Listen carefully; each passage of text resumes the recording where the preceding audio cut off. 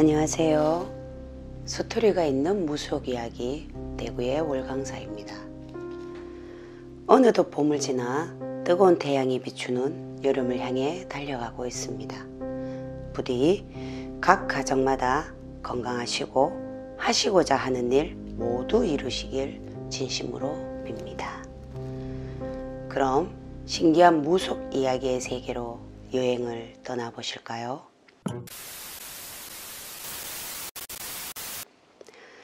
어느 화창한 일요일, 직장 동료들과 함께 등산을 가기로 했습니다.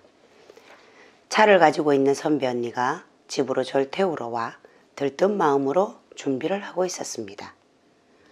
언니가 도착해 차에 올라 동료들과 함께 동화사로 향했습니다. 차 안에서 이런저런 얘기로 수다를 떨며 도착해 보니 날씨가 좋아서인지 사람들이 북적이고 있었죠. 우리는 누가 먼저랄 것도 없이 절에 들어가서 삼배를 올리고 여기저기 구경을 하고 있었습니다. 그러던 중 산신각이 있는 곳까지 도착해 호기심에 안으로 들어갔습니다. 그런데 50대 중후반으로 보이는 아주머니가 계셨고 슬픈 표정으로 절을 하고 계셨죠.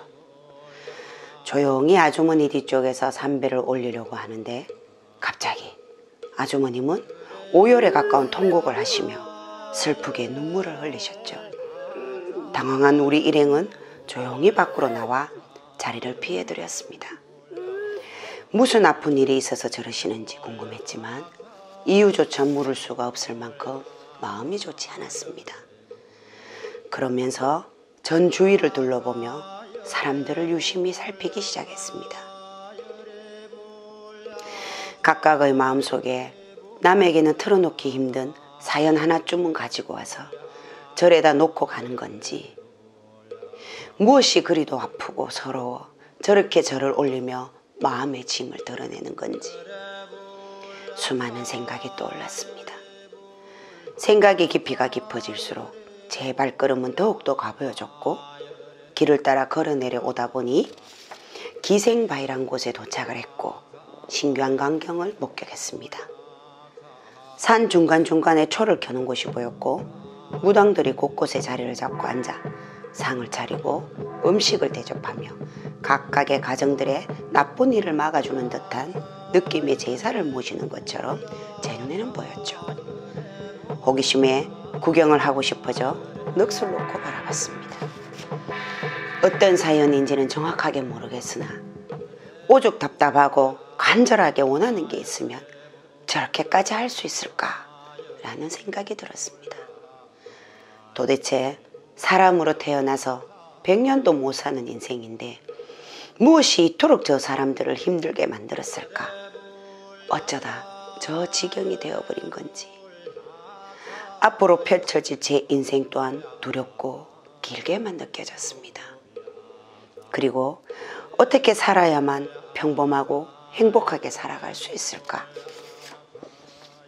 남에게 죄짓지 않고 착하게 살면 저 사람들처럼 고통을 겪지 않고 살 수 있을까? 생각이 여기에 미치다 보니 인간이 하찮고 얼마나 나약한 존재인지, 정말 신은 보이지 않는 곳에서 인간에게 끊임없이 죄와 벌 그리고 선행의 선물을 주는 것인지, 인간은 왜 중생이라 불리며 끝없는 윤회를 반복하며 살아야만 하는 것인지 머리가 아프고 복잡해졌습니다. 우리 일행은 그렇게 산에서 내려와 각자의 집으로 돌아갔습니다. 그날 밤 잠에 든 전 또다시 기괴한 꿈을 꿨습니다. 어느 산속에 혼자 덩그러니 있는데 너무도 목이 말라 물을 찾아 헤매고 있었죠. 그렇게 길을 가다가 작은 웅덩이를 발견했습니다. 한참을 그렇게 앉아 있는데 알 수 없는 남자의 목소리가 들렸습니다. 너의 정성으로 웅덩이에 물을 채워보거라. 전 아무 망설임 없이 간절하게, 아주 간절하게 빌고 또 빌었습니다. 시간이 얼마나 흘렀을까요? 한참을 그렇게 있는데 작은 웅덩이에 거짓말처럼 물이 조금씩 고였고 너무나 신기해 손으로 떠서 물을 마시기 시작했습니다. 웅덩이의 물은 마치 설탕물처럼 너무나 달고 맛이 좋았습니다. 미친 듯이 물을 마시다 깨어보니 꿈이었죠. 꿈에서 깨었는데도 맛있게 먹던 그 물맛을 잊을 수가 없었습니다. 그리고 생각을 했습니다. 대체 이 꿈이 내게 암시하는 뜻은 무엇일까? 중생으로 태어나 한 치 앞도 모르고 하루하루를 살아가고 있는데 신의 깊은 뜻을 어찌 알 수 있을까? 허나 왠지 가식 없이 진실되게 원하는 일은 반드시 이루어진다는 무언의 말씀을 꿈으로 보여주신 건 아닌지. 혹 여러분은 오늘도 원하는 일을 다 이루셨나요? 아니면 이루기 위해 살고 계신가요? 스토리가 있는 무속 이야기 다음 회가 궁금하시다면 좋아요, 구독, 알림